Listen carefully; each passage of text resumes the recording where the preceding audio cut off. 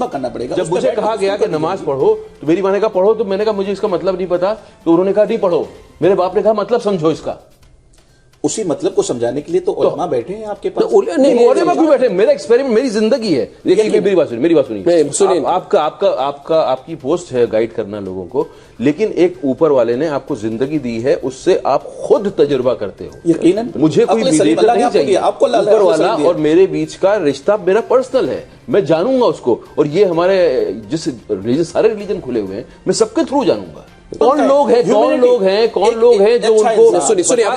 सुनिए कौन लोग हैं जो उनको बता रहे हैं कि तुम ये ऐसे बम बांधो और इनको उड़ा दो तो आप जन्नत पहुंच। कौन लोग हैं वो? चंद लोग जाना पड़ेगा। लेकिन उन्होंने बहकाया है ना, तो गुनाह करने वाले आम लोग गुनाह कर सकते हैं ना, उससे बदनाम कौन हो रहा है?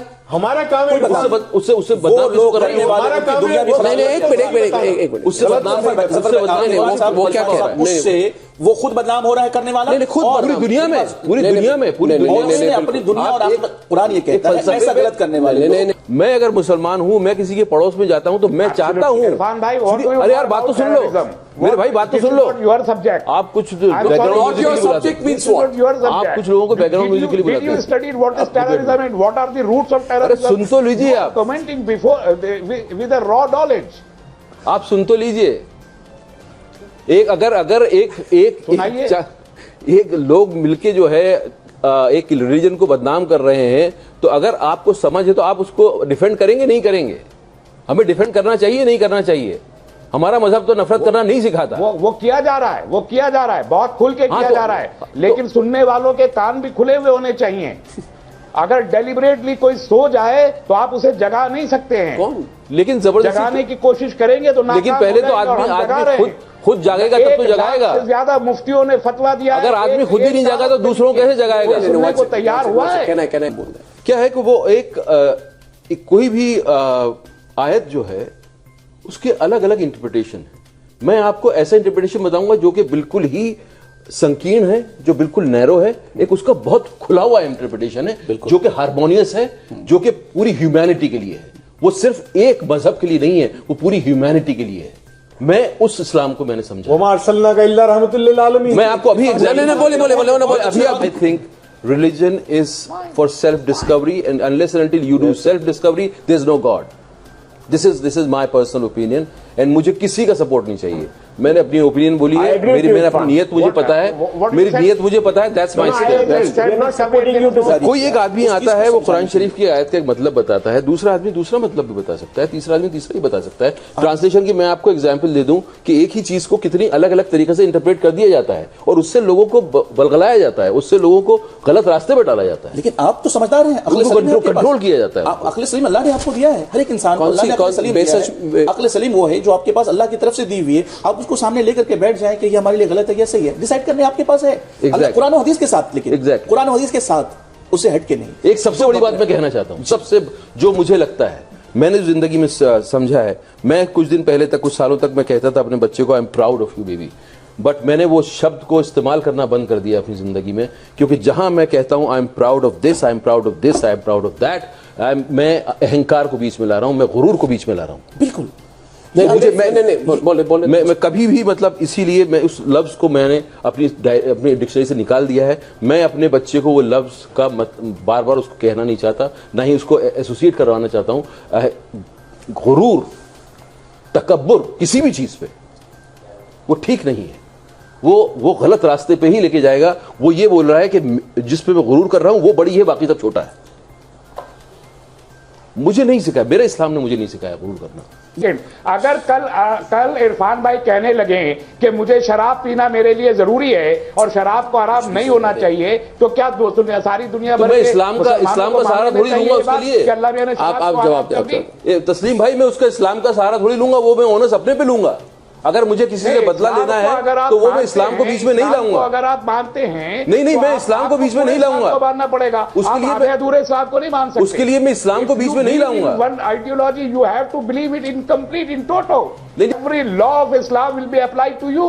If you will consume alcohol, being a Muslim, admitting that you are a Muslim, that you are punishable. मेरे लिए मैंने जितना इस्लाम मैं मुस्लिम हूँ, वो तो आप डिसाइड कर सकते हैं कि मैं मुस्लिम हूँ कि नहीं हूँ। मैं पैदा हुआ था इस फैमिली में, और जितना मैं समझ, I have no right to decide. नहीं तो फिर आप तो पूरा लॉ बता रहे हैं कि मेरे पर पता नहीं क्या क्या कितना इल्जाम लग जाएगा, मुझे सजा हो जाएगी। I'm just quoting an example. I'm just quoting an example. If any Muslims come out and consume alcohol, it is forbidden in Islam. And nobody on earth can. तो अगर कोई कंज्यूम कर रहा है, not be forbidden in Islam. Islam has to be applied in toto, not in particles. कैसे होगा apply वो? Islamic nation बनेगा तब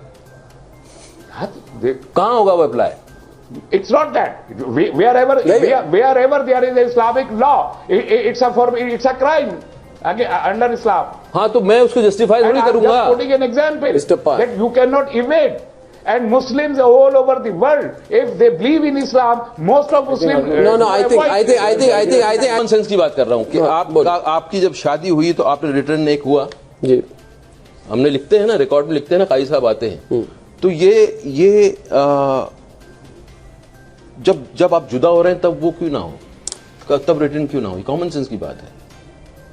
कुर्बानी करते वक्त आपका दिल दुखता है, आपके अंदर आपका सबमिशन का एक सेंस होता है, आप सबमिट करते हो टू ऑलमाइटी।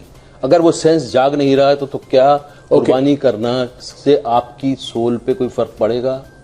मैं ये पूछ रहा हूं सवाल। कहना चाह रहा हूं कि हर रिलीजन में जो भी रिचुअल है उसके पीछे बड़ा पर्पस है, उसके पीछे आदमी की, इंसान की सोल की पॉलिश करने के लिए है वो, ताकि आप दोबारा उस चीज को समझ सकें और वहां तक जा सकें और अपनी आत्मा को जगा सकें। रिलीजन जो है लिबरेट करने के लिए आया है, इंसान को लिबरेट करने के लिए आया है, उसकी आत्मा को समझना ही, अपने आप में उस तक पहुंचना ही पूरी जिंदगी लग जाती है। हम सिर्फ जब रिचुअल में बंद के रह जाते हैं तो उसका कुछ असर नहीं होता है। मैं ये कह रहा हूं कि उसके असली पर्पस को जानो और वहां तक पहुंचने की कोशिश करो। No. Says it's your direct relationship with him. It is between God and God. Between you and him. Yes, वो तुम्हारे साथ है। No. और मेरी जिंदगी है उसको टेस्ट करने के लिए। There was one dialogue in my film, Life of Pi. Please, if you have time, I'll say that. The Pi says, faith is a house with many rooms. Many rooms. The other person asks him, there's no room for doubt. He says, plenty. In every floor. Doubt is a useful thing. It keeps your faith alive. Unless and until you test, your faith is not alive. That is what I test. I test my teachings and I experience myself. And that's how you work on your soul. कानून शरीयत के तहत अगर उस जिंदगी को हम गुजारते हैं तो ज्यादा बेहतर है। इरफान, आपने यकीनन बहुत अच्छी तरीके से दुनिया को समझाया है। और इस बात में थोड़ा सा जुमला कहना चाहूंगा, एक छोटा सा सेंटेंस अल्लाह उसके रसूल के कलाम से, कि यकीनन आपका ताल्लुक अपने रब के साथ डायरेक्टली है। मेरे पैगंबर ने कह दिया है कि नहनु अक़रबु इलैहि मिन हब्लिल वरीद, तुम्हारा रब तुम्हारी शहरक से ज्यादा करीब है। लेकिन उसी रब ने हमारे सामने कानून दिया जो रसूलुल्लाह ने बताया है कि इस पर अमल करने उसको समझने के लिए मुझे कोई चाहिए नहीं, कुरान चाहिए ना, वो मैं समझूंगा। यकीनन इस्लाम किसी को गुरूर नहीं सिखाता है। यहाँ पर सिर्फ एक छोटी सी बात यह है कि आपकी जिंदगी जीने का सलीका आपके पास अल्लाह ने यकीनन दे दिया है, हर एक इंसान को सौंप दिया है। वो बस ये कि हमें जिंदगी जीने की एक किताब दी है, हम उस किताब की रूह से चलें, हमें किसी की सहारे की कोई जरूरत नहीं है। इस चीज को आप अच्छी तरीके से समझते हैं और आपने दुनिया के सामने आज वाज़ेह भी कर दिया है कि हमारा इंटेंशन ये नहीं था कि कुर्बानी ना करो, लेकिन आपके जो लास्ट गोल थे उस दिन जो इंटरव्यू के अंदर में कि सिर्फ 2 बकरा लाकर कुर्बानी कर देने से कुर्बानी नहीं होगी, ये जुमले थे। आप इसको ध्यान आप चाहें तो सुन सकते हैं। मेरे पास है कि लास्ट 2 बकरे मार्केट से लाए और सुबह पे आज दर्द होना चाहिए। आज एक ऐसा जानवर जिसको आपने साल भर पाला और फिर कुर्बानी की, वो ये कह रहे थे कि जाके खरीद सुबह लेकर के आए और कुर्बानी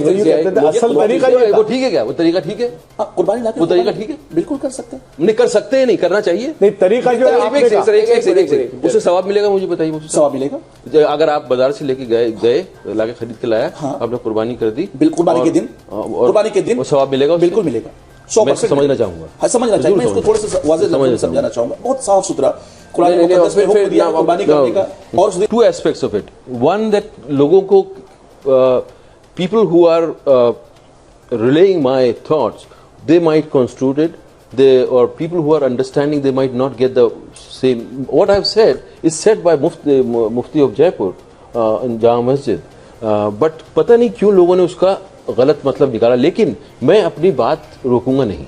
मैं जरूर ऐसा प्लेटफॉर्म ढूंढूंगा जहां के बात डिस्कशन किया जा सकता है। मैं तो उनके साथ बैठना चाहूंगा और मैं उसमें मुझे किसी तरह का कोई, मैं बैकफुट पर नहीं हूं, लेकिन मैं अब इतना केयरफुल रहूंगा कि मेरी बात, मैं ये जरूर देखूंगा कि मेरी बात को गलत तरीके से तो नहीं इस्तेमाल किया जा रहा।